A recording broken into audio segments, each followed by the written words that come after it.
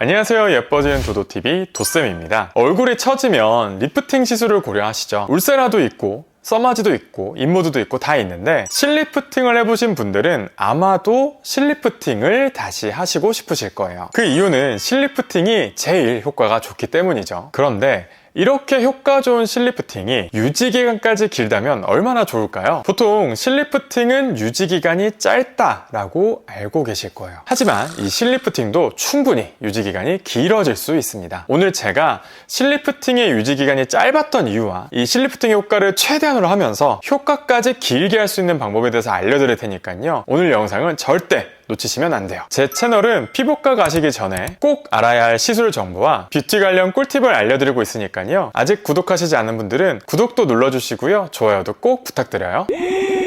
우선 실리프팅이 어떤 건지 간략히 설명해 드릴게요. 실리프팅은 얼굴에 실을 넣어서 이 처진 부분을 당겨 올리는 건 알고 계실 거예요. 이게 어떻게 처진 걸 올리냐면 실에 갈고리 같은 게 달려 있어요. 이 갈고리가 처진 부분에 탁 걸려서 끌어올려 주게 되면 처진 볼살이라든지 앞광대살 같은 게 이렇게 쭉 올라가는 효과를 보게 되는 거죠. 입가에 우리 주름 있잖아요. 이 주름 바로 옆에 있는 약간 사탕 문 것처럼 볼록 튀어나와 있는 입가 볼살, 그 다음에 볼풍선 분 것처럼 볼을 좀 빵빵하게 보이게 하는 요 옆볼살, 팔자를 더 깊어 보이게 만드는 요 팔자 두덩살, 이런 부위에 주로 우리가 실 리프팅을 하게 돼요. 실은 대부분 녹는 실을 사용하는데요. 이 실이 피부에 들어가게 되면 천천히 녹으면서 콜라겐을 만들어내게 돼요. 그래서 실 리프팅에 의해서 리프팅 효과도 있지만 콜라겐을 만들어내서 주는 탄력이 올라가는 그런 효과도 같이 보게 되는 거죠. 실리프팅 효과가 좋은 분들은 주로 한 곳에 맺혀있는 살들이 많은 분들이 좋은 효과를 볼 수 있는데요. 예를 들면 이 심부볼이 많이 처지신 분들이 있죠. 이런 분들 중에서 옆볼이 꺼져 있는 분들이 많이 있어요. 실리프팅 실로 이 처져 있는 살들을 끌어올리면 얘가 어디로 가죠? 꺼진 옆볼로 이 살들이 이동하게 되죠. 여기 있는 처짐은 개선이 되어 보이면서 꺼져 있는 부분은 여기서 올라온 볼살이 메꿔주게 되니까 전체적으로 턱 라인이 매끈해 보이는 효과를 볼 수 있는 거예요. 그렇기 때문에 이런 분들은 처진 부분과 꺼진 부분을 동시에 해결하는 일석이조의 효과를 볼 수 있는 거죠. 반대로 얼굴에 살 자체가 없이 마른 분들은 끌어올릴 볼살 자체가 없기 때문에 큰 효과를 보기가 어려워요. 실리프팅도 부작용이 있는데 이 멍과 붓기가 있는 건 다들 아실 거예요. 그 밖에도 실리프팅의 부작용이 있는데요. 흔하게 나타나는 부작용 중에 페임이 있어요. 페임의 원인은 너무 과하게 실을 당기거나 피부가 좀 힘이 없거나 좀 얕게 들어가거나 하게 되면 당겨지게 되면서 약간의 보조개처럼 움푹 패이게 되는 경우가 생기게 되는데요. 보통은 초반 한 1, 2주 정도 유지되다가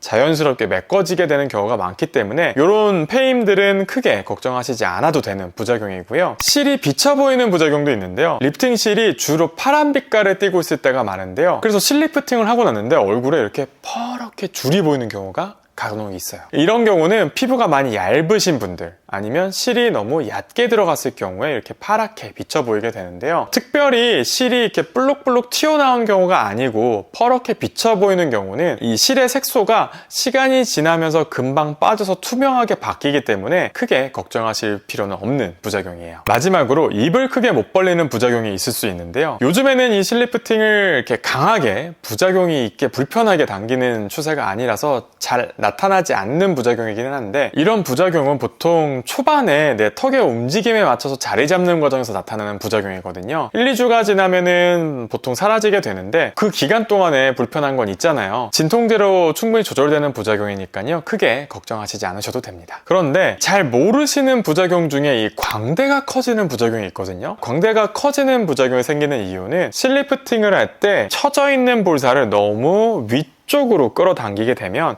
이 볼살이 이렇게 올라와서 광대를 크게 만드는 경우가 생기는 거거든요. 그래서 이 실리프팅 후에 광대가 커지는 부작용을 막으려면 시술하기 전에 의사 선생님한테 꼭 저는 실리프팅 하고 나서 광대 커지지 않게 해주세요 라고 얘기를 미리 해두는 게 중요해요. 그런데 여러분, 지금부터 굉장히 중요한 내용이에요. 집중해서 들어주세요. 실리프팅의 가장 중요한 점은 이 실리프팅의 방법이 다 다르다는 거예요. 예를 들어서 우리가 팔자주름 처짐이 고민이라서 실리프팅을 한다고 생각을 했을 때 실이 들어가는 방법이 대각선으로 들어가서 당길 수도 있고요, 수평으로 들어가서 당길 수도 있거든요. 이 사람마다 얼굴의 형태라든지 볼살의 처짐이라든지 평소의 습관이라든지 이런 많은 부분들을 고려해서 의사가 직접 보고 실의 디자인이나 개수나 뭐 형태나 이런 것들을 정하게 되는데, 그렇기 때문에 이게 팔자를 실리프팅 한다 라고 했을 때 이렇게 해야 돼, 실은 몇 개 써야 돼 라고 딱 정해진 게 없거든요. 다시 말해서 이 실리프팅 할 때는 의사가 정해준 대로 할 수밖에 없지만 여러분들이 정할 수 있는 딱 하나가 있는데 그게 바로 유지기간이에요. 이 유지기간을 길게 하려면 여러분들이 알아야 하는 개념이 있는데 그게 바로 봉합사와 안면조직 고정용실을 구분하는 거예요. 도대체 이게 무슨 소리지 하실 수 있는데, 실리프팅을 하게 되면 실이 얼굴에 이렇게 들어와서 갈고리가 얼굴을 걸어 올려서 딱 고정하게 되는데, 갈고리가 1년 동안 단단하게 버텨주어야 1년 동안 유지기간을 가질 수가 있거든요. 근데 이 갈고리가 버티지 못하고 풀려버리게 되면 고정을 못하게 되니까 리프팅 실의 효과가 떨어지고 얼굴은 다시 처지게 되겠죠. 그래서 이 리프팅의 효과를 유지하는데 가장 중요한 게 뭐다? 갈고리가 되는 거예요. 이 갈고리의 유지 기간, 그리고 얼마나 단단하게 버티는지, 이 얼마나 잘 고정이 되는지 이런 것들을 테스트하고 이 테스트에 통과한 실만이 바로 안면 조직 고정용 실이 되는 건데, 봉합사는 이런 갈고리에 대한 테스트가 거쳐지지 않은 실이거든요. 그럼 오래 가기 위해서라면 당연히 이 갈고리에 대해서 테스트를 마친 안면 조직 고정용 실을 사용하는 게 좋은 효과를 볼 수가 있겠죠. 실리프팅에 사용하는 실이니까 당연히 다 안면 조직 고정용 실 아니야? 라고 생각하실 수 있는데, 식약처 홈페이지에 가서 검색해보면 쉽게 알 수가 있거든요. 그래서 내가 받은 실이 어떤 건지 알고 싶으시다면 그 이름을 검색해보면 봉합사인지 안면조직 고정용 실인지가 다 확인해 볼 수가 있어요. 그런데 이것도 좀 복잡하시고 번거로우실 수 있으니까 제가 안면조직 고정용 실로 쓰이는 가장 대표적인 몇 가지를 알려드릴게요. 보통 이 실루엣 소프트 아니면 민트 리프트, 그 다음에 울트라 V의 일부 제품들은 안면 조직 고정용 실로 인증을 받은 실이기 때문에 내가 받은 실이 이런 실이라고 한다면 유지기간이 길다라고 생각하시면 됩니다. 그럼 봉합사는 왜 쓰는 건데? 라고 하실 수 있는데, 봉합사도 똑같은 실 리프팅이에요. 다만 이 봉합사는 유지기간이 짧은 대신에 가격이 저렴하거든요. 그렇기 때문에 가성비가 좋은 리프팅이고요. 내가 효과를 오랫동안 보고 싶다라고 한다면 안면 조직 고정용 실인지를 확인하는 게 정말 중요한 거죠. 지금까지 실리프팅의 유지기간에 대해서 알려드렸는데요. 오늘 내용이 좋으셨다면 구독과 좋아요, 알람 설정 해주시고요. 그 밖에도 궁금한 내용이 있다면 밑에 댓글로 알려주세요. 지금까지 예뻐지는 도도TV 도쌤이었습니다. 감사합니다. 안녕하세요, 예뻐진 좋아요도 꼭 부탁드려요. 부탁드려요.